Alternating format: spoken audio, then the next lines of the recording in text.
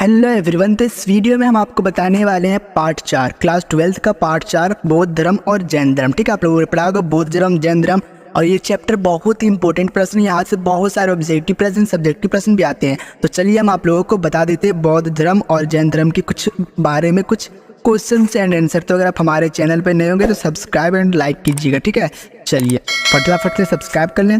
गौतम बुद्ध या सिद्धार्थ, यानी गौतम बुद्ध का जो बचपन का नाम था वो सिद्धार्थ था और गौतम बुद्ध भी उन्हीं का नाम है। ठीक है, इनके जन्म की बात करें, ये रहे गौतम बुद्ध। इनके जन्म की बात करें तो जन्म 563 ईसा पूर्व में वर्तमान नेपाल के लुम्बिनी में हुआ था। इनका जन्म 563 ईसा पूर्व में वर्तमान में जो भी नेपाल है वहीं लुम्बिनी में हुआ था। निर्वाण यानी मृत्यु इनकी हुई थी 483 ईसा पूर्व में कुशीनगर में। कहाँ हुई थी? 483 ईसा पूर्व में कुशीनगर में। ठीक है, इनके पिता जो थे राजा सुद्धोयन थे। क्या थे? राजा सुद्धोयन के पिता का नाम। माता का नाम रानी महामाया। विवाह जो इनका हुआ था उनकी पत्नी का नाम यशोधरा और पुत्र का नाम यानी बेटा का नाम राहुल था। यहाँ तक आप लोगों को समझ में आ गया होगा, कोई दिक्कत नहीं हुई होगी। चलिए अगला देख लेते हैं क्या है।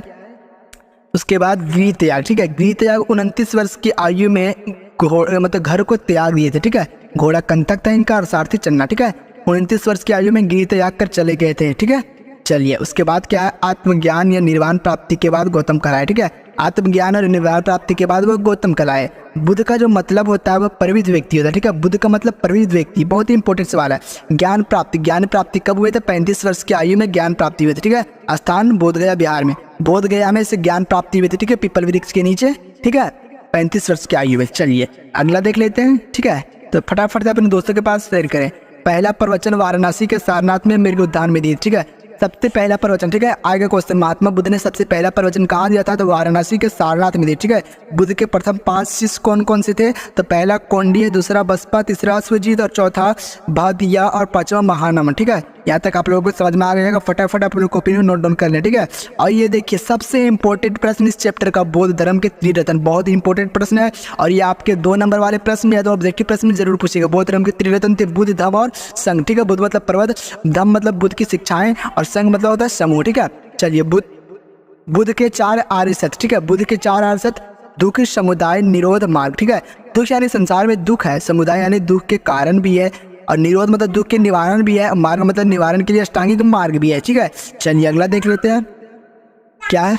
बौद्ध संगीति। बौद्ध संगीति, पहली बौद्ध संगीति कहाँ हुई थी? तो राजगीर में 483 ईसा पूर्व में बुद्ध के मृत्यु के तुरंत बाद सप्तवर्णीय गुफा में। ठीक है, पहली बौद्ध संगीति बहुत ही इंपॉर्टेंट प्रश्न है, राजगीर में हुई थी 483 ईसा पूर्व में बुद्ध के मृत्यु के तुरंत बाद सप्तवर्णीय गुफा में। ठीक है, उस समय उसके राजा थे अजातशत्रु और अध्यक्ष महाकश्यप। ठीक है, इसमें वो पाली द्वारा विनय पिटक का पाठ, विनय पिटक में बौद्ध व्यवस्था का नियम है। ठीक है, इसमें यानी बौद्ध संगीति पहली बौद्ध संगीति। ठीक है, शिष्य आनंद से सुत्त पिटक का पाठ किया गया। सुत्त पिटक में बुद्ध के उपदेशों का संग्रह भी है। ठीक है, चलिए अब दूसरा बौद्ध संगीति कहाँ हुआ था? तो वैशाली में 383 ईसा पूर्व में बुद्ध के निवारण के 100 साल के बाद हुआ। ठीक है, दूसरा बौद्ध संगीति वैशाली में 383 ईसा पूर्व में हुआ था और बुद्ध के निवारण के 100 साल के बाद। राजा कलाशोक में संरक्षण के अध्यक्ष सब कामी थे। ठीक है, यह विनय पिटक के 10 विवादित बिंदुओं पर चर्चा के लिए आयोजन किया गया था। ठीक है, चलिए अगला देख लेते हैं बौद्ध संगीति कब हुआ था। तो तीसरा बौद्ध संगीति पाटलिपुत्र में 250। ठीक है, यानी 250 ईसा पूर्व में हुए थे। राजा से अशोक के संरक्षण में अध्यक्ष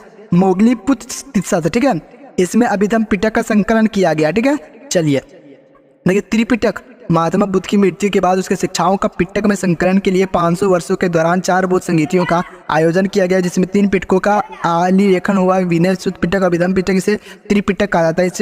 इसमें पाली भाषा का उपयोग किया गया था। तो दोस्तों ये बहुत ही इंपॉर्टेंट प्रश्न यहाँ से आप लोग कर लीजिएगा। चलिए नीचे देख लेते हैं। चौथी बौद्ध संगीति कुंडलवन कश्मीर में 72 ईसा पूर्व में हुई। ठीक है, राजा कनिष्क के संरक्षण में अध्यक्ष वसुमित्र थे। ठीक है, इसमें बौद्ध धर्म का हिनायन और महायान में विभाजन हो गया। ठीक है, एक और चौथी बौद्ध संगीति का आयोजन श्रीलंका में किया गया था। ठीक है, एक यानी पहली और चौथी बौद्ध संगीति का आयोजन श्रीलंका में किया गया था। ठीक है, आप लोग याद कर लीजिएगा। चलिए, और ये सबसे इंपॉर्टेंट प्रश्न, हिनायन और महायान में अंतर बताएं। हिनायन और महायान अंतर होता है। तो हिनायन का अर्थ होता है कम या साधन रहित होना, महायान का अर्थ होता है बड़ा वाहन। मूर्ति या चित्र की पूजा में विश्वास नहीं, और यह संस्कृति भाषा का प्रयोग करें। ठीक है, मूर्ति या चित्र पूजा में विश्वास करते थे ये, और ये नहीं करते थे। ठीक है, पाली भाषा का उपयोग करते थे, ये संस्कृत भाषा का प्रयोग करते थे। ठीक है, राजा अशोक के हिनायन से अधिक संरक्षण दिया। राजा कनिष्क को महायान का संस्थापक माना जाता है। ठीक है, अंतिम लक्ष्य निर्वाण की प्राप्ति, और विश्व में 53.2% ये महायान। ठीक है, वर्तमान में नेपाल बांग्लादेश ये फैले हुए हैं। जो कहाँ Nepal Bangladesh Japan Vietnam Indonesia Malaysia Singapore Malaysia चीन भूटान तिब्बत आदि इत्यादि में फैले हुए। ठीक है, वर्तमान में इसका अस्तित्व लगभग समाप्त हो चुका है। ठीक है, यानी हिनायन समाप्त हो चुके, महायान भी बहुत जगह पे फैले हुए हैं।